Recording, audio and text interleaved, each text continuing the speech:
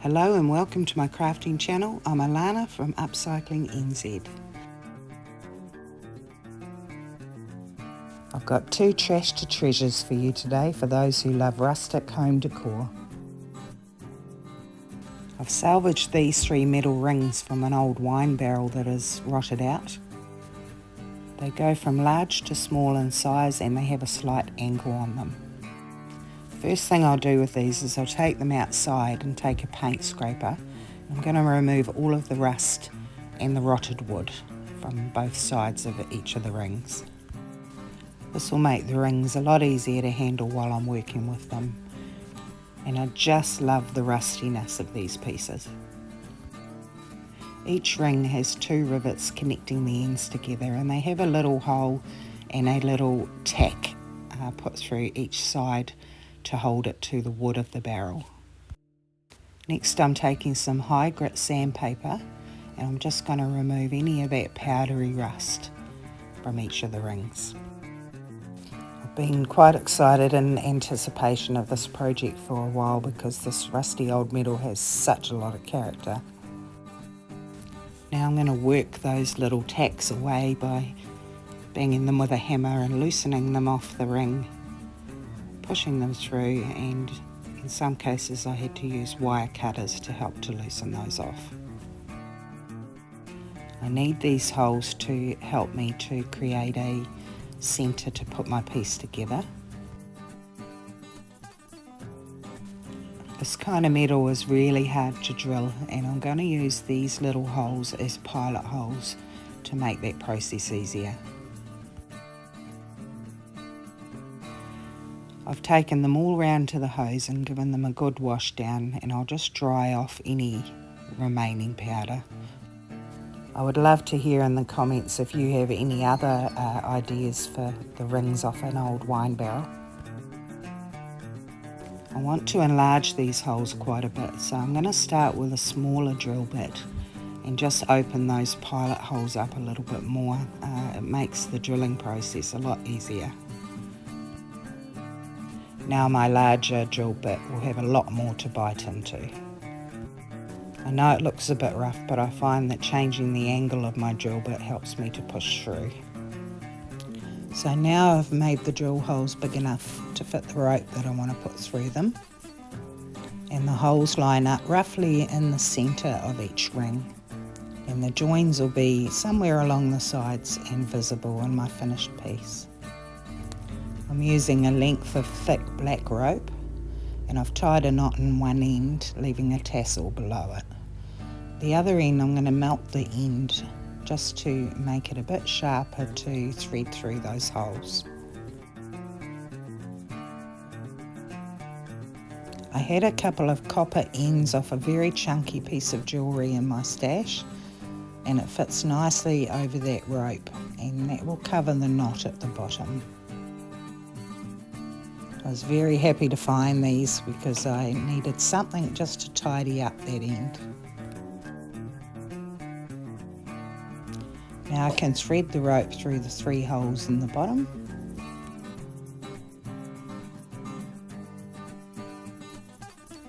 And through the three holes in the top.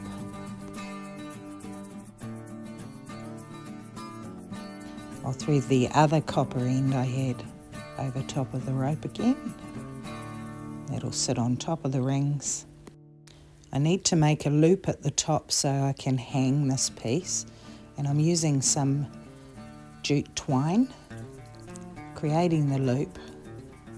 And I'll hang the end towards the top of the loop and just start to wind that twine around that end really tightly. Pressure from all of that tension will hold that together very firmly. Once I reach the end, I'm going to thread one side through the loop, and then I'll tie the knot off so that the knot ends up in the centre of the loop. There's going to be quite a lot of weight hanging from this, so I'll tie a double knot. Then I'll trim the ends off.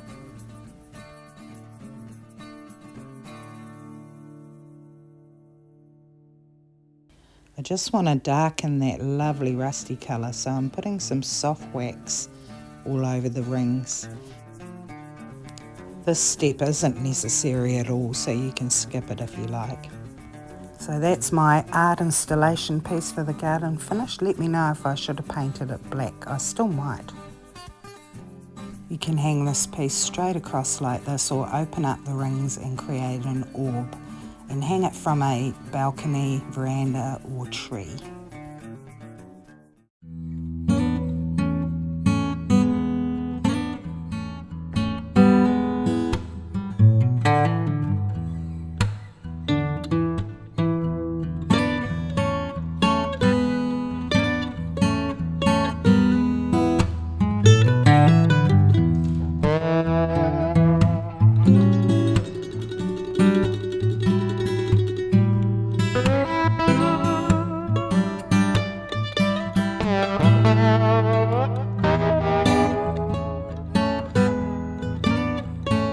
This damaged basket was a thrift store find, and I found that it's a very sturdy frame. The bottom's all intact all the way up until the rim around the top, and it's the rim around the top that's damaged. The handle's in really good shape. It's got a lovely sort of aged patina about it. This basket would be vintage for sure. I'll start by removing this sort of plastic wicker material from all the way around the top. I won't let that go to waste. I'll put it aside for another project later. So now that's removed, I can tell that that basket is fully intact, what's left on it, and I can push the weave closed where there's gaps showing. I'll just take a couple of wet wipes and give it a really good clean and remove any dust. The colour of this seemed to change once I cleaned it, and it went from a brown to more of a deep and dirty purple, and I prefer that, I think. So now that's perfectly functional as a basket and fairly tidy, but I want to make it a little bit more high-end looking. So I'll take some jute twine and I'm going to pull through roughly 2 meters of that. I don't want that piece too long to begin with, because I'm going to be winding it around and around that top rim, and it means that I have to pull through that twine each time. This part is quite time consuming, but as I'm going, I'm pushing together the twine so that it's nice and tight against itself. When I reach the end of that length, I'm going to add another 2 meter piece and just tie a knot, and I'll trim it off, leaving a little tail. Once I reach the knot in my winding, I'll just start to cover it as I'm winding. And it was about at this point that I started watching Netflix while I was working. You could speed this process up by using thicker twine or cord. If any of those knots are visible, just twist them under. I've reached the centre with my ends, and I'm just going to close that gap between the two and make that centre point where they both meet, where I'll tie a double knot to secure it. I want to add some beads to these two ends, so I'm just going to take some PVA white glue and put a dab on the end and just sharpen the ends so that I can thread them easily. The beads I'm using for this are a natural blonde and a natural brown wooden bead. I think I'll go for a small brown bead first, 3 of the blonde beads, and then another brown. Repeat that on the other end, and I'll just leave those hanging there for now. And at this point I'll take another piece of twine and I'm just going to fold it backwards and forwards upon itself till I have about 8 folds, I think I've got there. And I'll just push the beads up a little bit, wind the twine around once and then tie a knot. Pull that knot tight and then fold the sides over. And I'll take a shorter piece of twine and I'll just tie that a couple of times around the top to secure it. I've tied it about 1 centimetre down. Now I can cut open those loops on both sides and trim it off nice and even at the bottom to create a lovely tassel.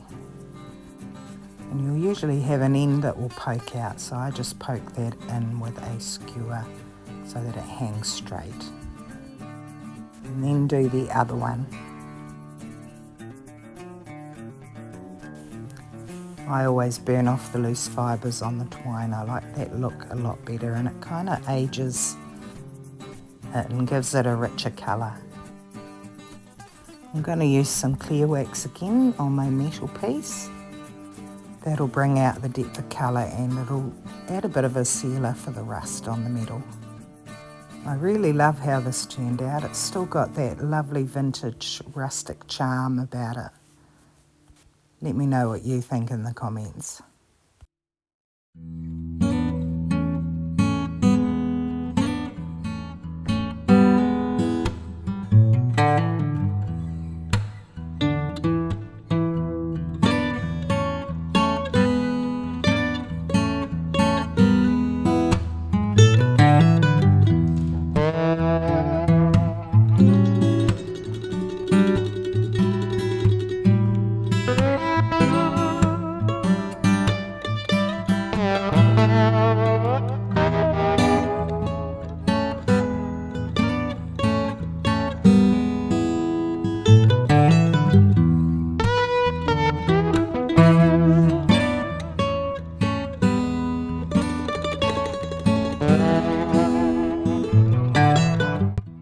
These are beautiful sunrise shots from my area. Thanks so much for watching. Love having you here with me, and please subscribe if you enjoy my content.